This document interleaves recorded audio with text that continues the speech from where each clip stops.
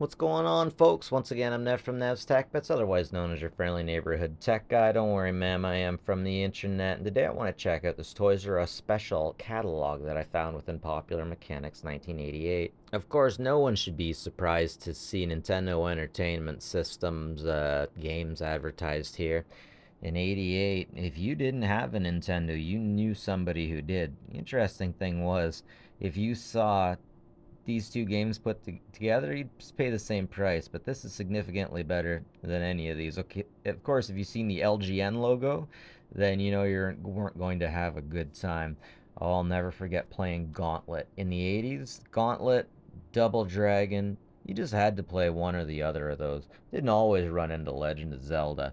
Bikes, interestingly enough, haven't changed prices very much, probably because of a lot of the labor has changed and gone overseas where they have less human rights laws, unfortunately. Looking for the super hot new game, low prices? You found them. Come to Toys R Us. I don't ever want to grow up. Old people make me want to throw up. Yeah. Hey, look, it's Lieutenant Hicks. How's it going, Hicks? Blades of Steel. Remember when that was the hockey game? There was basically no other hockey game but that. I was really surprised to see this page, particularly because of the Tyco train. When I had a closer look at that, I thought there's no way that that thing has power running through the rails, but it does. It does, and can actually go up walls. Really tricky. The super turbo train. Super surprised to see that.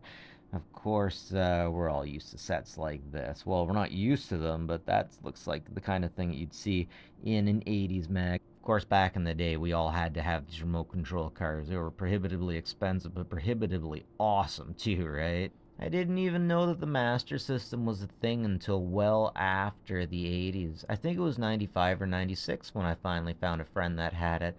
Surprised to find it had its own shooter too.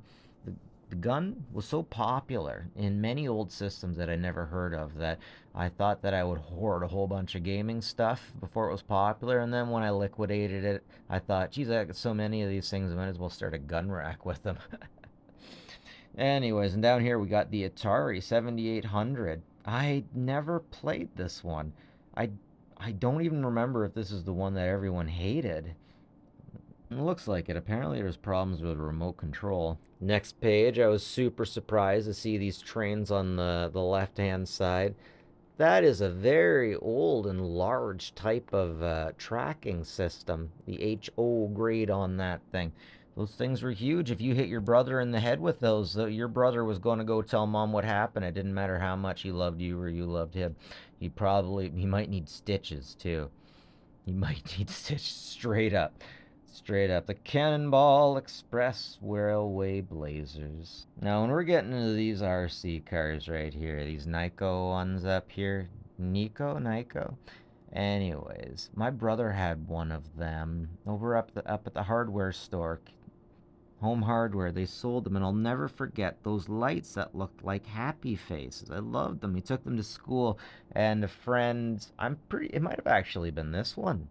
Holy crud, I think it was. My brother would bring his friend would bring his, and the remote controls were both on the same radio frequency, so they'd drive them around, they'd borrow each other's, and then they'd find they'd come together and for a second, and then they'd jam, and then they'd bolt off. And this is in grade 3. It was one thing to see the cars go around, and it was another thing on the playground to see the kids following the cars. It was just, they had this instinctive feeling like they had to chase the cars around and interact with it for some reason. I don't know, part of being a kid. I mean, I can't get kids to listen to me at all, right? Like, when I see a teacher or a woman, a man, into whatever. Anyways, when I see them calling the kids and the kids just listen to them, I'm like, are you a magician? Are you magic? Okay, anyways, here we're getting down to the combat. The combat stuff seemed to have been a bigger deal in the 80s. I don't think we were actually in any conflict. It seems like when we're out of conflict toys sell more. And then when we are in a conflict toys sell less. Those things are an awful lot of fun, unless you aim them the wrong way and they do a flip and hit you in the back of the head, which happens. Oh, I remember when this was a big thing. Yeah, you'd stain your opponent's clothes. That was an LJN thing. Yeah, shoot wacky globs of goop up to 25 feet. Yeah, I gotta look up an advertisement. I never actually seen anyone purchase those, only advertisement on TV. But this was a big deal. I never understood how the goop worked, though. Now, this is the page that gets me right in the feels. Pretender Transformers, they've got the power to surprise. Man, I had a whole bunch of these when I was little. Oh, I love them. I love them. I love them. Pogo ball is what they call it. Great way to knock your front teeth out. They were a lot of fun. What am I talking about? So there was so much going on with the GI Joes. I mean, there was so much engineering, but it was a basic kind of engineering, a basic kind of mechanics, and I freaking loved them. I had no idea that the Mobile Command Center was so cheap, especially compared to that stealth fighter. That's interesting. It was just a big hunk, I guess, but you get away with selling big hunks of things back in the day. And figures for $2.99 each. That was a pretty good price. And that's, yeah, I could tell you so much about these individual units, but I'm sure most of you already know. I love their mobile battle station, the Rolling Thunder 30. Geez, that little thing was only a little bit less than that. Interesting. No, I knew these things existed, but I didn't know anyone who collected them, but still, not bad. Kind of fun for a kid if they're into sports. Let's face it, kids aren't into action figures the way they used to be. And you're too busy with their tablets and their Pictionary these days. Ugh. Now here's another super fascinating one. Fireball Island, only 19 bucks. Crossfire, 23. Fireball Island sells for 500 Canadian rupees these days.